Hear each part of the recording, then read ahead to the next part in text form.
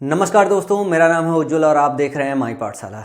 आज मैं time, speed and distance का एक बहुत स्पेशल सा कंसेप्ट लेके आया हूँ।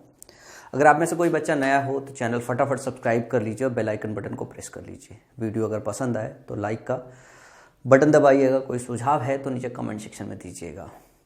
टाइम, स्पीड एंड डिस्टेंस का चैप्टर पढ़ रहे हैं तो आज हम कुछ ऐसे कंसेप्ट को देखेंगे जिन कंसेप्ट पे लगातार पिछले सालों में, चाहे आप 18 का पेपर उठा कर देख लो, चाहे 19 का, 20 का, 21 का, 22 का, तो इस कंसेप्ट पे हमेशा आपसे क्वेश्चन पूछे जाते हैं। ना ही सिर्फ एसएससी सीजीएल के एग्ज़ाम में क्वेश्चन इस पे से देखने को मिलेंगे, आपको लगभग हर वनडे एग्ज़ाम में इस कंसेप्ट से क्वेश्चन देखने को मिलेंगे। 30-35 मिनट लगेगा इस कंसेप्ट को समझाने में और इस पे आने वाले क्वेश्चन को प्रैक्टिस कराने में, तो ध्यान से आज की क्लास को अटेंड कीजिएगा।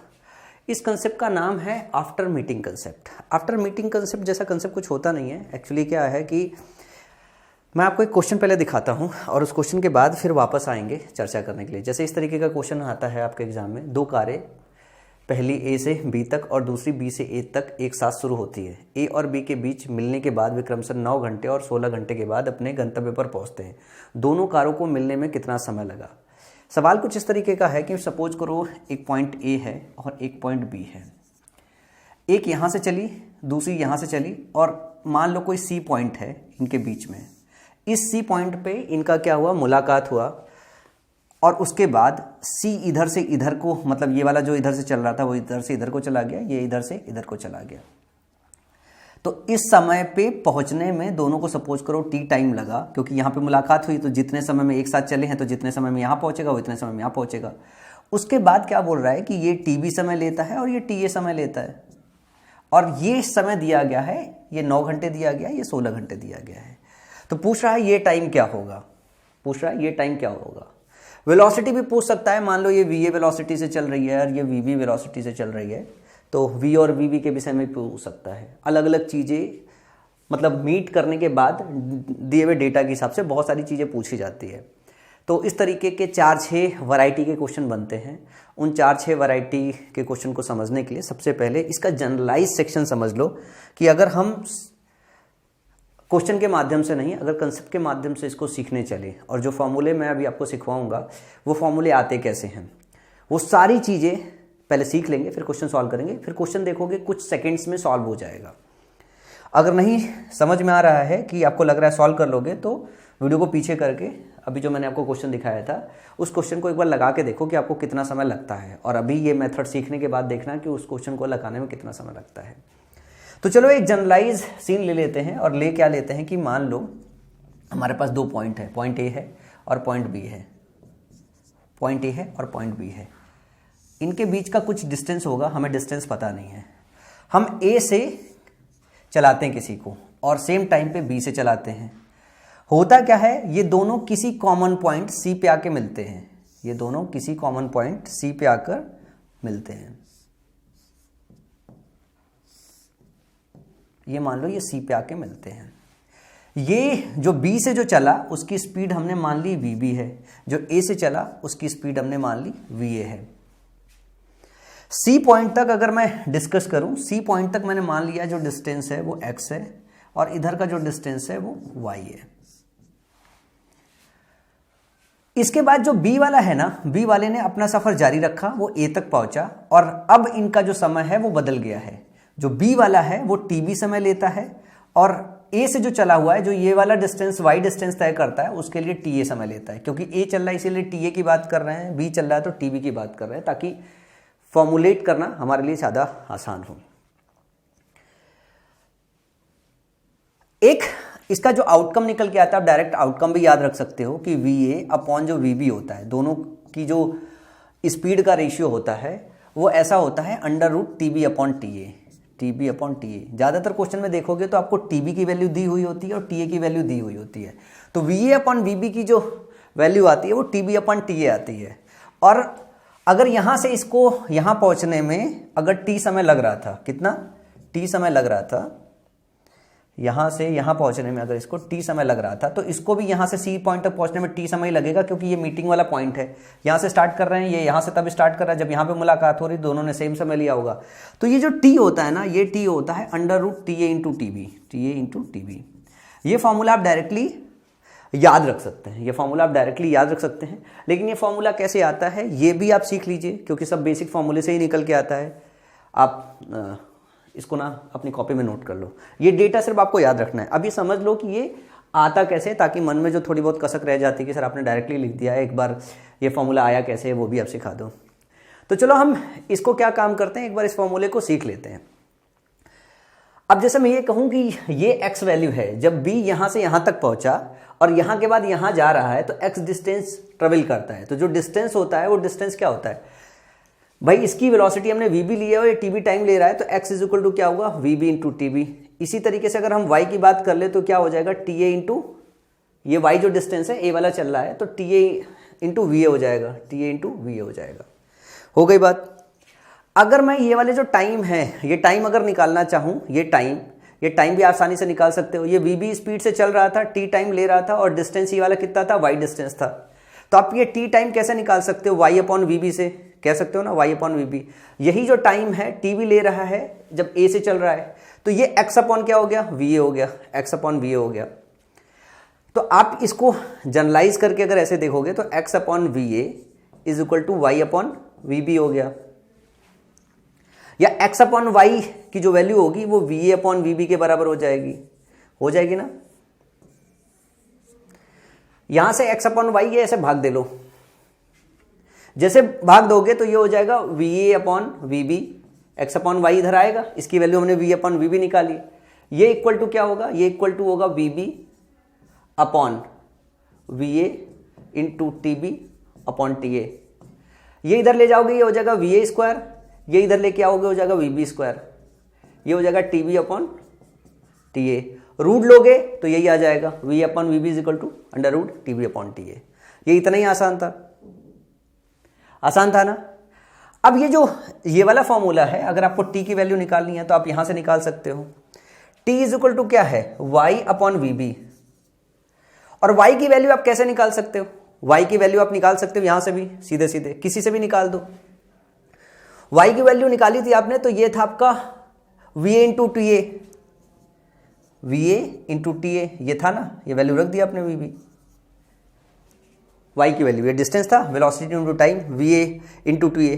va अपॉन vb निकालोगे, va अपॉन vb यहां से निकाला है आपने, तो रूट में tb अपॉन TA रख दो, v अपॉन vb रूट में tb upon TA into TA। तो TA कट जाएगा, अंडर रूट क्या हो जाएगा tb इंटू TA। भाई ये पावर 1 है या पावर हाफ है, तो क्या हो जाएगा tb इंटू TA, t की वैल्यू आ जाएगी। तो दोनों फॉर्मूले निकल गए ना। यही दो फॉर्मूले बस आपको ध्यान रखना है, यही दो फॉर्मूले इस्तेमाल करके सारे के सारे क्वेश्चन सॉल्व होंगे। यही दो फॉर्मूले इस्तेमाल करके सारे के सारे क्वेश्चन सॉल्व होंगे। जैसे पहला क्वेश्चन हमारा, ध्यान से देखो पहला क्वेश्चन क्या था हमारा। पहला क्वेश्चन, अब ये सारा हटा दो, ये झामताम हटा दो। अब सवाल समझो, सवाल क्या कह रहा है। सवाल ये कह रहा है कि आपको मीटिंग पॉइंट T चाहिए था और सवाल में एक इधर आया एक इधर आया, मान लो A से B के बीच में कोई C पॉइंट में मिला था। एक बोल रहा है कि ये 9 घंटे में गया, दूसरा बोल रहा है 16 घंटे में गया। तो ये हो गया आपका TA, ये हो गया आपका TB, और बोल रहा है कि मीटिंग पॉइंट का जो समय है वो बताओ कि कितना समय लगा था ये T वाला। यही सवाल पूछा, ध्यान से पढ़ोगे। तो ये हम भी हमने फॉर्मूला देखा क्या होगा, 16 इंटू 9 मतलब 4 गुणे 3, तो t इज इक्वल टू कितना हो गया 12 आवर। इसमें एक्चुअली 12 22 16 और 20 के साथ किलोमीटर दे दिया है, जबकि डायमेंशन का मतलब होना क्या चाहिए, वो आवर में होना चाहिए। तो t is equal to 12 hour. समझ में आया। ये इतना ही आसान सवाल था अगर आपको फॉर्मूला याद है तो। अगर आपको फॉर्मूला याद नहीं है तो ये सवाल फिर आप बेसिक से करने जाओगे, ज़्यादा समय लेगा। चलो अगला सवाल देखो, इस पर अगला सवाल किस तरीके का बनाया जा सकता है। अगला सवाल दिया हुआ है, दो कारें पहली A से B तक और दूसरी B से A तक एक साथ शुरू होती है। सवाल देखिए, दोनों एक साथ शुरू हो रही है। A और B के बीच मिलने के बाद वो क्रमशः 9 घंटे और 16 घंटे के बाद अपने गंतव्य तक पहुंचते हैं। मतलब सवाल में जो पहला सवाल था हमारा, A से B तक जाने की बात थी। अभी भी सवाल वही है, ये यहाँ से यहाँ पहुंचा फिर यहाँ से यहाँ गया, ये यहाँ से यहाँ आया फिर यहाँ से आया।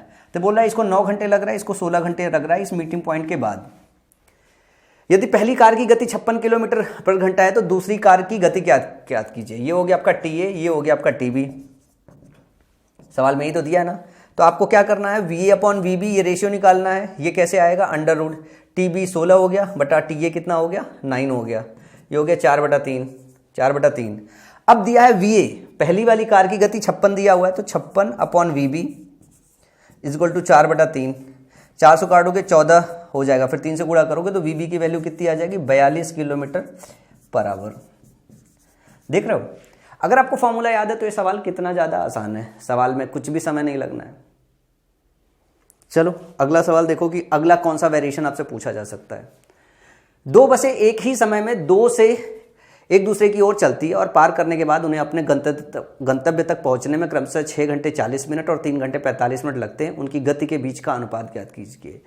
मतलब आपसे पूछा क्या है, VA/VB पूछा है, आपको निकालना क्या है, TB/TA।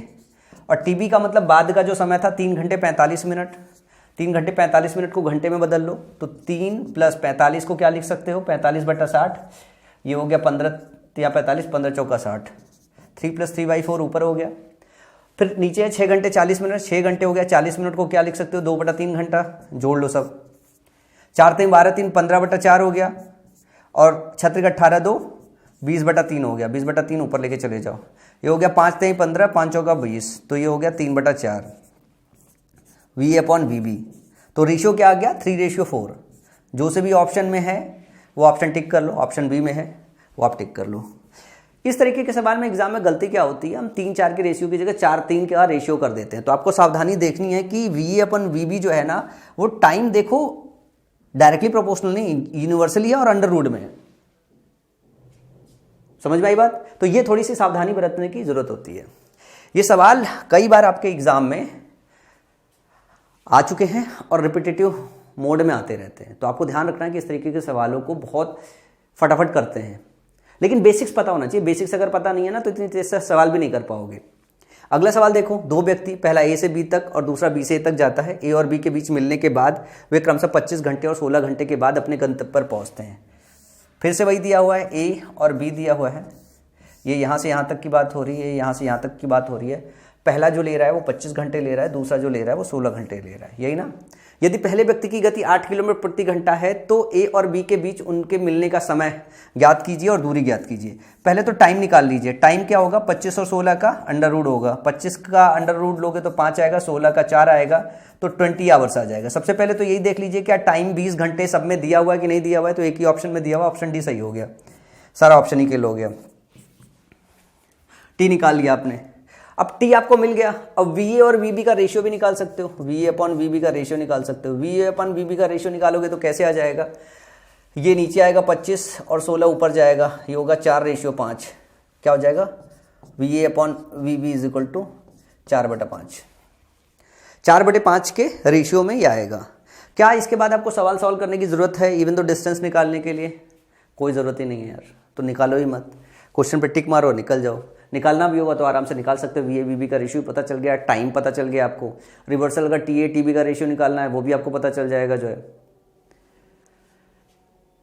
तो ये इतनी वैरायटी थी। इस पे जो क्वेश्चंस आते हैं इससे ज़्यादा कोई वैरायटी इसकी नहीं बनती है। ये 3-4 पैटर्न के क्वेश्चन आते हैं। तो मोटा मोटा जो डेटा आपको दिया रहता है एग्जाम में, वो डेटा दिया रहता है TA और TB। TA और TB दिया रहता है, इसी से सारा आपको डेटा निकालना रहता है। तो मैं उम्मीद करता हूं आज जो मैंने कंसेप्ट सिखाया, कंसेप्ट थोड़ा छोटा सा था, लेकिन ये इतनी बार मेंस के एग्जाम में पूछा गया है कि आपको पता होना चाहिए, डायरेक्ट इसके फॉर्मूले पता होना चाहिए। तो इसकी समरी याद रख लो कि जो T होता है under root TA into TB होता है, और VA अपॉन जो VB होता है वो होता है under root TB upon TA। बस इतना ही है।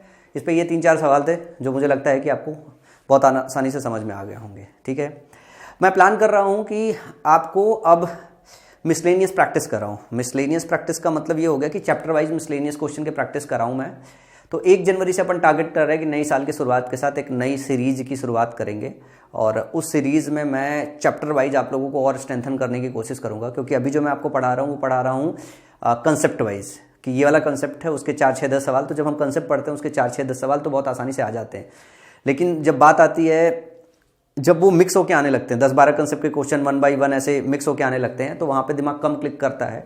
उसके लिए भी बहुत सारी प्रैक्टिस चाहिए होती है। तो मैं चैप्टर वाइज उसके भी प्रिपरेशन के लिए सोच रहा हूँ वीडियोस बनाऊँ, एक सीरीज स्टार्ट करूँ 30-35 दिनों का। 30-32 दिन अगर अपन लोग प्रैक्टिस करेंगे तो बहुत सारी प्रैक्टिस हो जाएगी। नीचे मुझे कमेंट सेक्शन में बताइएगा कि अगर इस तरीके का प्रैक्टिस सेशन के लिए आप मानसिक रूप से रेडी हो और चाहते हो कि नहीं ये वाली सीरीज चलाई जाए तो ज़्यादा बेटर आपको बेनिफिट मिलेगा, तो अपन वो 1 तारीख से सीरीज स्टार्ट करेंगे। अभी के इस वीडियो में इतना ही।